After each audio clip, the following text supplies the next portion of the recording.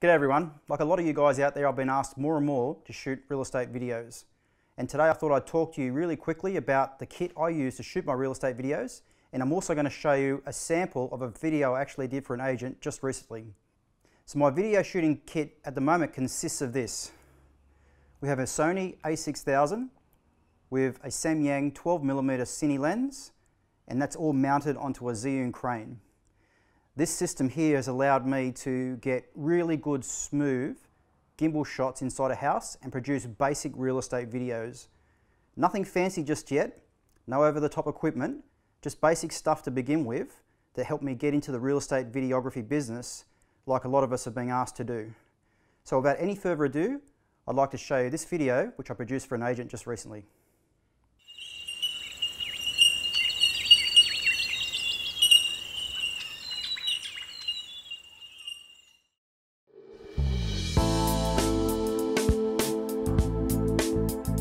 Hi, I'm Gary Barbwell from Century 21 Springwood. It is my pleasure to welcome you here to this exceptional residence. Located privately on a half-acre or 2,000 square metre block, back into bushland with a great bush vista.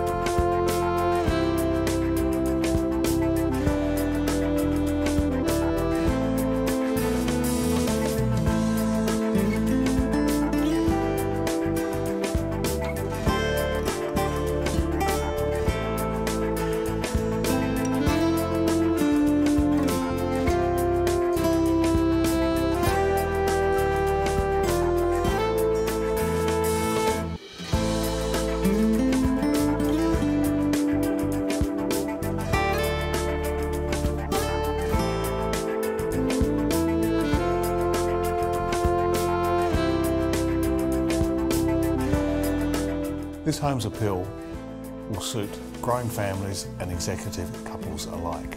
It has been a real pleasure to show you through today.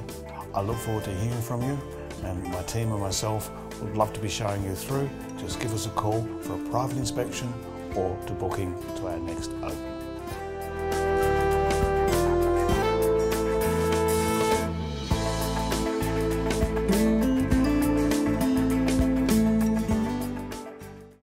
Now when I say I use nothing fancy for my real estate videos, it's not quite true. I do use an electronic gimbal stabilizer, and this whole system together, the stabilizer, camera body and the lens, would probably cost you upwards of about $1,600. But in the beginning, I actually started out with a slider system. A slider was the first piece of equipment I bought, thinking that that was what I was going to use to shoot all of my real estate video work. I invested a fair bit of money in an expensive slider system, but what I found out really quickly was a slider for me as a beginner was quite a cumbersome tool to use to shoot a job.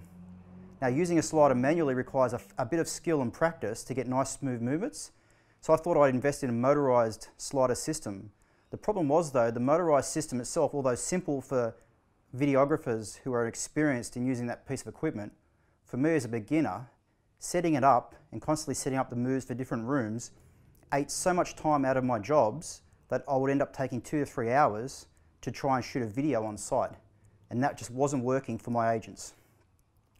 So I put the slider aside and re-evaluated what exactly I wanted to do with my videos, and essentially I came down to this. What I really wanted to do was to create a nice smooth motion video where I'm walking through the house, just showing all the different rooms, but just something nice and smooth where the camera can move through the house.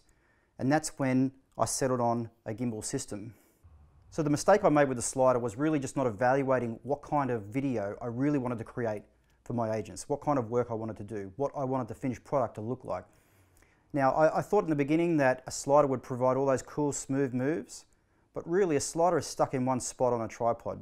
And sure, you can move that tripod around the room, but you can't move through the room with a really nice dolly in and out shot like you can with a gimbal. Now, when I started researching gimbal systems, I quickly decided that lightweight was the way I wanted to go. I didn't want to buy a really big system that could handle a large DSLR.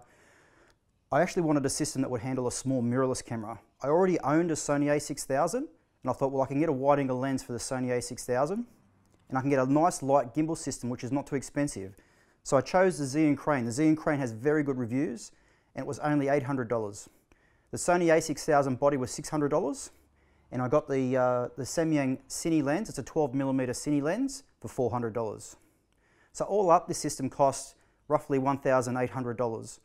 The price of a gimbal if you're actually going for a DSLR gimbal. So one of the larger ones, about $1,800 just for the gimbal. But for $1,800, I was able to get the gimbal, the handles, the camera body, and the lens. Now the lens is a Cine lens. It's a 12mm Samyang. I decided for 12mm because 12mm converts in the APS-C format to 18mm. And I thought, well, 18mm is a really good compromise between 15 and 24. Now I could have got the Sony 10 to 18mm zoom lens, and that would have given me a nice wide angle of 15mm. But I'm always conscious about distortion effects that you get with really ultra wide lenses. And I have actually filmed some real estate videos using a 24mm lens on this camera, and they actually turned out pretty good. 24mm, although it's quite narrow, with video, it actually looks quite good. But I just wanted to be a little bit wider, so I decided the 12mm, which converts to 18mm, is the perfect size. Now I use the Cine lens. It's a manual lens. It doesn't have any electronic contacts at all, so there's no communication between lens and the camera. You have to focus the lens manually first, and the lens is actually a little bit tight, so you have to focus it before you turn your gimbal on. Once you've focused your lens, you've got a really nice, you can see this, you've got a really nice, smooth, clickless aperture. Okay, so when I'm in a dark room, I can take it right down to 2.2, which is T2.2. When I'm outside, I can take it right up to T11, 16, 22, whatever I need. And it's stepless.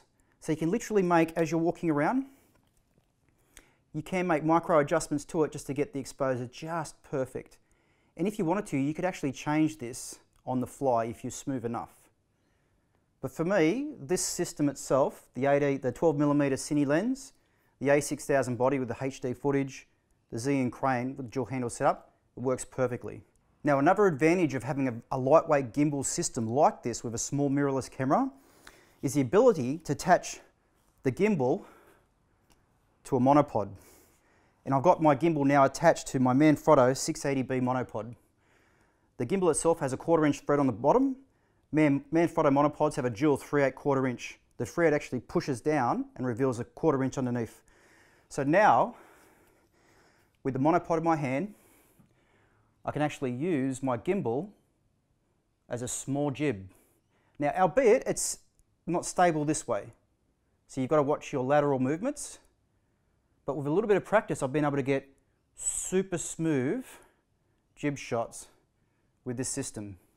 And again, being a lightweight system, it's not going to break my back. But you do notice, even with a small system like this, without the monopod, that after a full day's work with the gimbal, I still notice I get a bit sore on the upper back. So that's the system I use. This has worked really well for me. I don't make recommendations either. I'm not going to say that one thing's better than another. All I will say is this works for me, and this has helped me to create nice cinematic, smooth movements, which I think are only going to get better. Thanks for watching, guys. Now, if you've got any questions or comments about the video, how I produced it, or the equipment I use here, feel free to ask in the comment section below. Otherwise, thanks for watching. See you in the next video.